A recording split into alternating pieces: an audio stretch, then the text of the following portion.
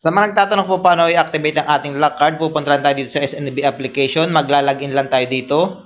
I-enter lang natin ang ating password.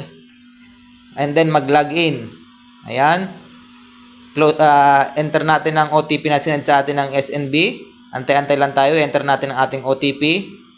And then pagkatapos login uli. I-close lang natin yan. Tapos punta tayo dito sa credit card, see all. Tapos account cards. Tapos activate your physical card. Hanapin niyo ang activate your physical card. Yan, nasa bandang baba. Yan, pipindutin lang natin yung activate. Pindutin lang natin ang activate. Ayan.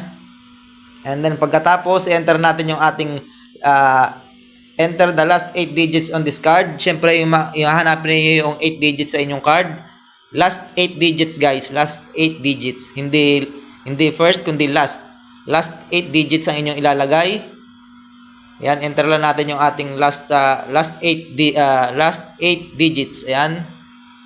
Syempre nasa card niyo 'yun, makikita niyo 'yon.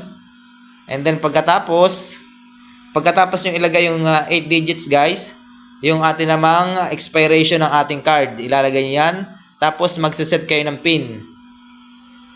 Sa pagse-set ng pin, guys, 4 digits lang din 'yon. Bahala na kayo kung anong pin ang inyong ilalagay, basta kailangan 4 digits. Ayan, then pagkatapos confirm nyo lang, tapos review and then proceed.